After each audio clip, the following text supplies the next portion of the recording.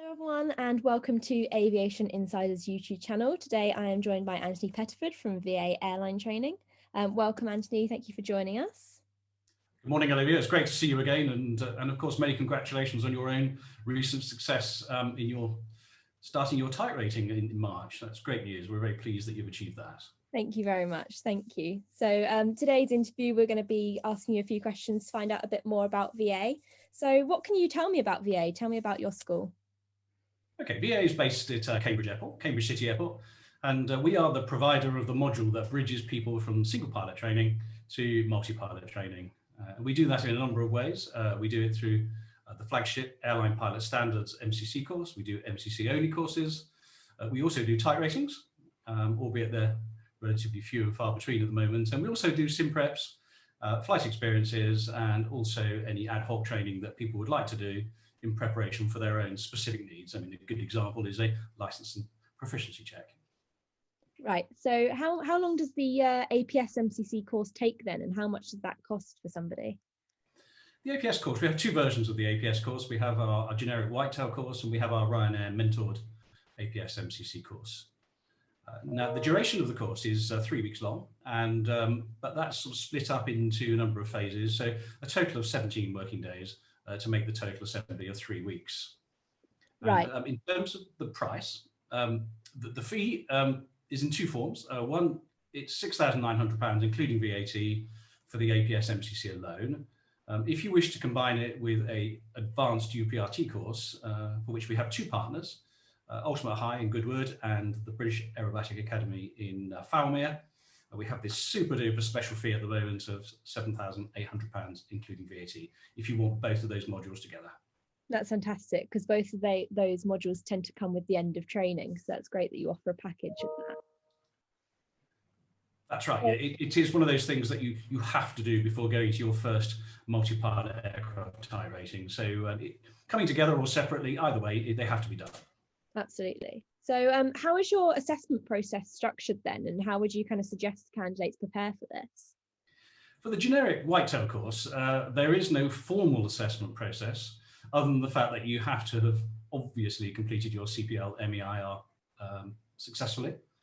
And therefore, we would reasonably expect as part of that assessment process that people will think very carefully about which course they want to do. In terms of the Ryanair mentor program, there is a formal assessment process. It's a two-stage activity. The first stage is to apply online through us, where we will record the success at your ATPL exams, your skill tests, both the CPL and the IR, and a couple of other questions, which we then send to Ryanair, and that's stage one.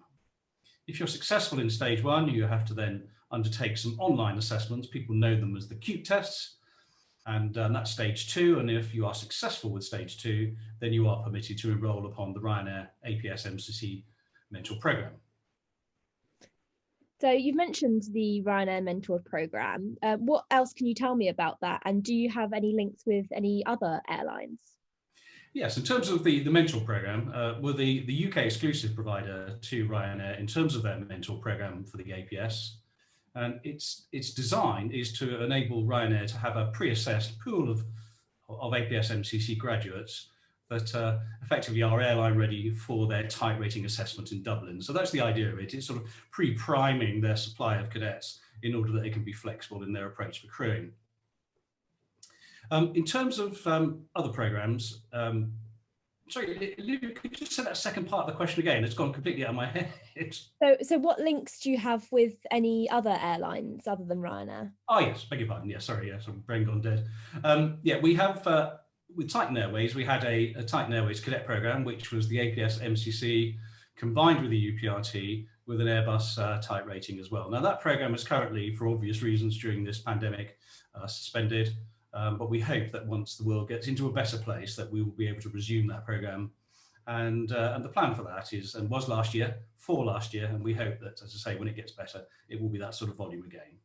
That's great. So actually mentioning the pandemic, and in terms of that, as somebody who's worked in the pilot training industry for a while, what would your advice be to somebody who's looking to potentially begin their training now, especially during this pandemic? Yes, okay. First of all, let me just sort of reverse gear a bit in terms of my general advice to people who want to join the industry full stop, irrespective of the pandemic. And that's number one, research the career. You have to fully understand what it is you're going into. And certainly over the years, it has changed enormously, both in terms of lifestyle and remuneration and all those various attributes. There are many positives about being an airline pilot, but it's certainly changed. So you must do your research about the profession in general. And then secondly, if you're considering your timing of training, you need to think timing not only in terms of when you commence it, but in what way you commence it, and whether it's modular or integrated, whether you can dedicate full time or whether you need to do it part time. So you need to consider your lifestyle activities to enable you to make the right decision. And then thirdly, think about what's going on in the industry generally, what's going on in terms of airline hiring, what's going on in terms of the general propensity for people to want to fly by air. And then you start to bring all of those research factors together and start to make and assemble an informed choice. So I say this to anybody, whether it's pre-pandemic, during the pandemic, or when life gets better.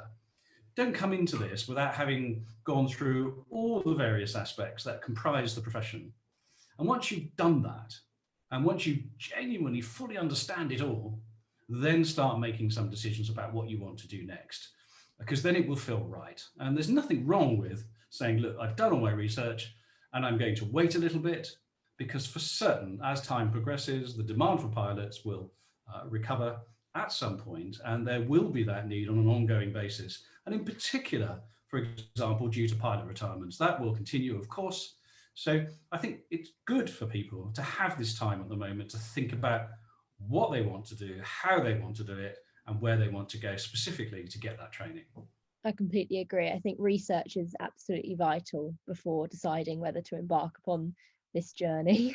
100%. Yeah. Look, it's such an investment, and let's not beat around the bush. It's a lot of money, and one wouldn't spend that amount of money doing any other activity in life without thinking really carefully about it.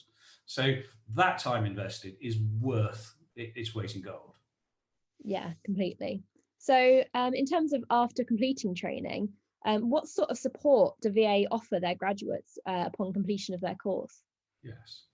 Well, necessity is the mother of invention, as they say. And during the early part of the pandemic last March, we recognised quite quickly that our graduates would potentially atrophy in terms of skill.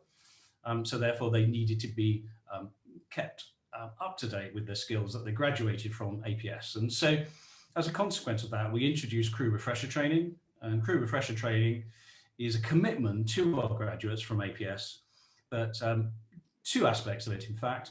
Number one, 6 months elapsed past graduation, we bring you back into the simulator for 2 hours of crew refresher training as a pair in order that you can refresh your pilot flying and your pilot monitoring skills.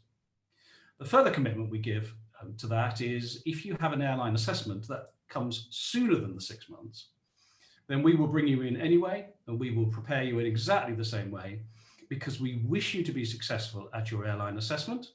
And if you're successful, we're successful, the airline is successful, and everybody's happy. And as you know from your own experience recently, all of the Ryanair mentor cadets that were called to Dublin all came back for crew refresher training, and it's free of charge, it's included in the fee, in order that they can be super ready for the assessments. And for us now, that is a permanent feature of how we support our graduates going forward. Yeah, absolutely. I think it's really helpful because skills fade is such a worry for pilots coming out of training and not being able to find a job straight away, that I think it's great that you offer that to your graduates. So that's fantastic. So like kind of finally, just to round things off, how would you say the training that you offer at VA is kind of different, and why would you say to choose VA over other ATOs? That's a great question, Olivia, and one that I have been asked and often asked. And one thing that I never do is try and do a hard sell on us or any other pathway. My mantra over the 25 years I've been talking to aspirant pilots is the research is absolutely necessary. So what you should do, very simply, is list your favorite ATOs on the top of a piece of paper. So you may have 5 of them that you love. And on the left-hand side, list all the various attributes that are important to you. And there are many, and it will be Are they great sims? The instructors, what are their backgrounds? What's the environment like? How supportive are they? Do they offer support after graduation? You know, what are the aeroplanes, and so on and so forth. List them all on the left-hand side. And then what you do is you allocate a little score. So under the ATA that you go and visit and inspect and ask searching questions, you give it a score, and then add all the scores up. And at the end, I think you'll come to the right conclusion about where to go for your training. And so every ATO has its strengths, has its real bonus points. At VA, what I do is tell people about what we believe to be our strengths, and that's the quality of our people, the experience of our instructors, some super simulators, a real service ethos, and some care after graduation. Wrap all that together. And you know, the VA offering is different to other ATOs, but overall, that's how you should do it. Add all the things together, and ultimately you'll know where to go. Fantastic. Well, thank you so much for joining me today. I really appreciate you taking some time out of your day to answer a few questions. And if you want to find out any more about Aviation Insider, you can visit us at our website, www.aviationinsider.com. And if they want to find out more about VA, where can they find you? You can find us at va-airlinetraining.com, and of course all the usual social media activities are alive and buzzing at the moment, so you can find out lots about what's going on at the moment with VA. Amazing. Well, thank you so much, Anthony. Thank you. Great to see you, Olivia. Thanks for asking.